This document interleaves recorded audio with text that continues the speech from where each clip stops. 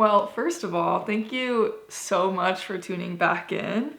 I recently got an email from Buzzsprout. I use that to post my podcasts on all the platforms you guys listen on, that I have officially 750 downloads of the podcast. And it did take me nearly 11 months to get there. But that just felt like such a happy moment, because at the beginning of this year, when I decided I wanted to start a podcast, I wasn't exactly sure what it was going to be about. I knew I wanted to talk about mental health, but halfway through the year, as I started talking more about my experiences with Scrupulosity OCD, and so many people reached out to me about their own experiences and how helpful it is to talk openly about the disorder. After that experience, I've just really seen so clearly that that's what I want to talk about. And it's been cool to see how that's just become the focus. However, let's jump into things, because speaking of me getting messages, I think that probably one of the most common topics that those messages are about is what to do when church, like attending church, living what's taught at church, that's all lumped together, starts to feel overwhelming. I think where a lot of these comments come from is that as you start going through the healing process for Scrupulosity OCD, a lot of things about religion become exposures. And so it's really hard. I'm laughing, but it's not funny. I'm sorry. I'm laughing because it's just insane. It's really hard because praying and reading the scriptures and even going to Sunday school, it's literally an exercise homework assignment for therapy, like to expose yourself to your fears, because you're not doing them how OCD wants you to do. And holy cow, that throws you for the loop, because you feel like you're losing your faith and your beliefs, and you don't know what's going on, and everything feels scary. And first of all, I think that is just, unfortunately, part of Scrupulosity OCD treatment. It's the fire that you have to walk through to get to the other side. It doesn't make it any less difficult. And I'm so glad for the people that have reached out to me, because when I was going through it, I just really felt like I couldn't talk about it. And it was the first time I talked about that on social media was when I really saw a response on my social media platforms.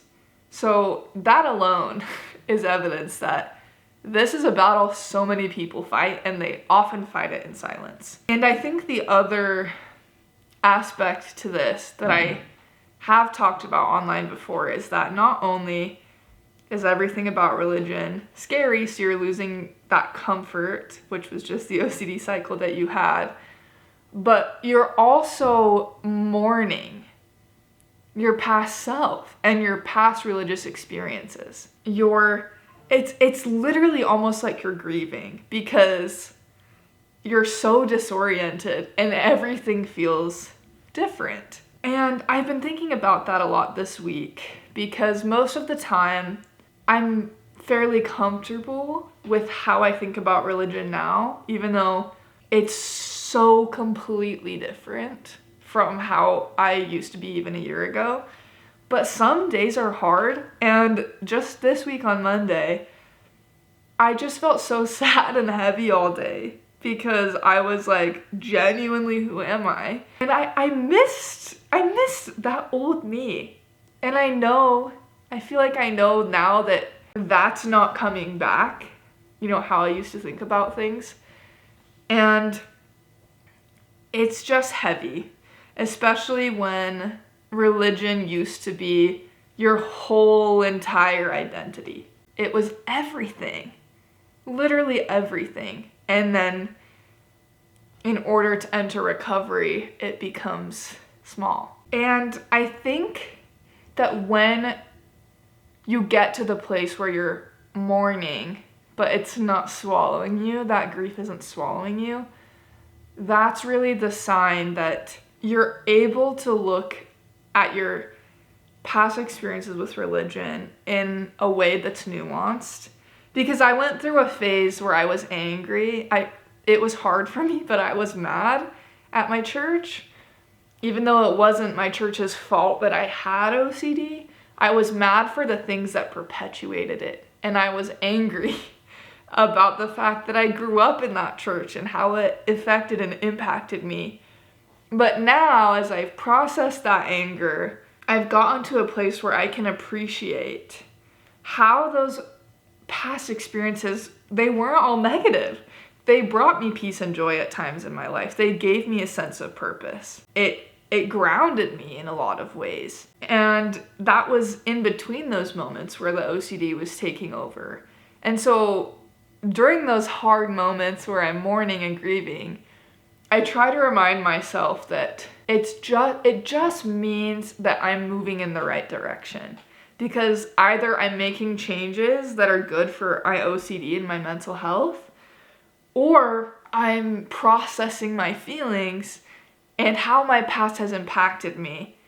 And both of those things are necessary. Whether you are in the anger phase, or whether you are scared to start ERP phase, or whether you are where I am now, where you're just kind of in mourning and grieving, whatever stage you're in, I want you to know that this podcast is a place to safely talk about it. And so is my accounts on social media. My DMs are always open. Sometimes it takes me a couple days to reply, but I do reply because I was even just struggling to talk to my own husband about this, because especially within my church, there's so much nuance, and it's so scary and hard sometimes to say, hey, I don't believe this anymore, or I don't want to do this anymore. And no matter what the justification is, sometimes you just feel like, man, unless people have this condition, they're not gonna get it.